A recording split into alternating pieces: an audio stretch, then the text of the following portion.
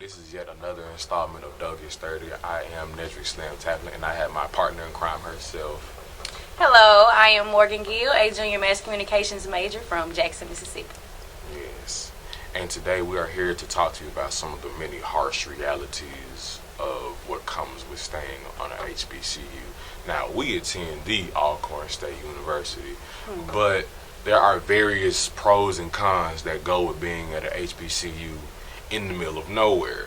So if we can talk about some of the issues and some of the concerns on Alcorn State campus, what would you say bothers you the most about Alcorn State? Something that bothers me the most would probably be how they keep changing the policies in the middle of the school year. Now, when you say policies, which ones are you referring to? Okay, so like the curfew at the beginning of the school year, because of the virus going on, curfew ended at 12. So on weekdays it ended at 11. Then on the weekends it was 12. Now they pushed it back. I mean, although it's still a good thing that they pushed it back, it's still like y'all changing all the policies in the middle of the school year. I feel like they should just wait until like the new school year comes up to start, putting stuff in place. Now, do you think when we talk about curfews, do you think that is for the sake of the students or for the sake of the locals that come onto campus? It probably goes hand in hand because like we just outside, the locals come on campus and cause a bunch of controversy. We all at it. And it's like you give me so much. You give me a hard time getting on campus about a mask and a gold card. Right. But you let these folk here get in scot free. It was actually somebody on campus yesterday with a dirt bike, just riding around with a dirt bike. Yes. A dirt bike. Wow. Yes.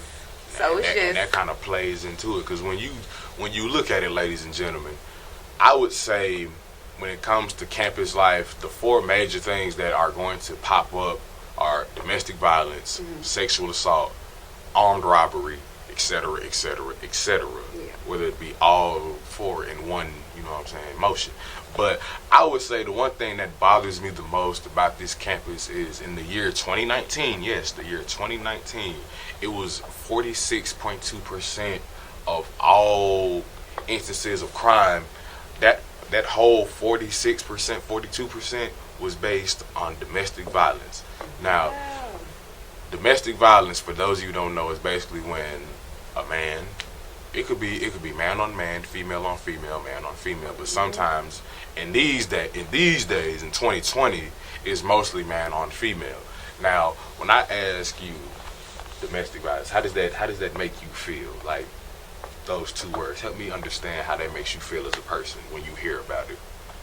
I don't know. For me, it's crazy because I never been in that been in that circumstance. So it's like really crazy to hear like people really sit up and go through those type of things. Like people go back to the same person every night, getting hurt by the same person they supposed to love every night. So it's really, I don't know. It do bothers me. It hurts my feelings. Yeah.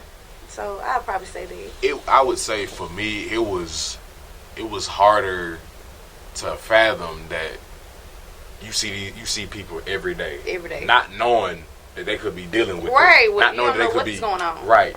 And the fact that, because I feel like 2020 we have hit the point in history where we need to take care of our women just a little bit more, because it's like every day it's becoming normalized how frequent we hear about somebody getting slapped up in Robinson or Burris or C or D. And disrespected. Right. And then it almost gets swiped under the rug as well. And I would say it's not only domestic violence that you would see the most. Yeah.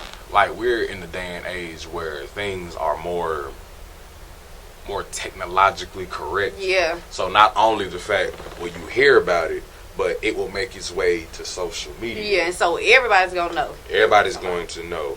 So how do you feel about people airing their grievances out on social media, whether it be sexual assault, domestic violence, armed robbery, hit and run? Like, again, with this, it'll probably be 50-50 again because I don't like putting my business on social media. That's just me though. But other people, they feel like that's a tool for them to vent, a way to get their problems out or whatever. So yeah, it is a good thing, because a lot of people become aware of the problems that's going on or like situations that's going on. So that's a pro, but like a con, it'll just be like you putting everybody in your business. Everybody in your business. Everybody You in putting your everything out, and everybody just knows what's going on. So now, Morgan, do me a favor. Listen to this right fast. okay. Crime and safety incidents fall into 4 broad categories.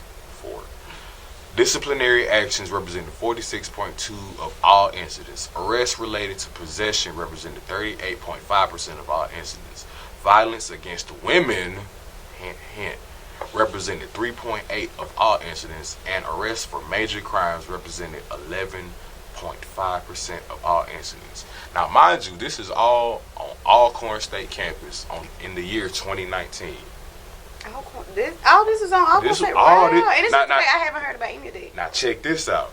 Reported incidents by location. 100% of all incidents occurred on campus. Wow. On campus. None of all incidents occurred in the Alcorn State neighborhood surrounding the campus. None of all incidents occurred off campus, but while on school-affiliated property. Wow. So you got to think about it. You got to think about it. Not school-affiliated property. So what does that make me think of? Slim. That makes me think of the back gate. Right. People just come in. People just come in, and I would say that is also a part of the problem. Y'all work so hard to police X, Y, and Z, but you ain't even established ABC. Not doing what really matters. What really matters. Yes. Like, and people, I'm just tired of my people living in fear. Like, we come here for like escape. Like, I know I'm from Dallas, Texas. Yeah. Coming to the middle of nowhere, Mississippi, going to seek my collegiate years. In my senior year, actually. Graduating May 8th. But what's crazy is people can't even be safe in the place where they seek the most peace and tranquility. Right. And it's like, what does the school need to do in order to, ensure our safety? Like, just to not have all those locals coming on campus, just, a lot of controversy on campus. How do we stop that? Right. That's what I need. But, ladies and gentlemen, we're going to pay a couple of bills right fast. We'll be back right quick on Douglas 30. April 1st, there will be a town hall forum in the E.E. Simmons Gymnasium at 6 p.m.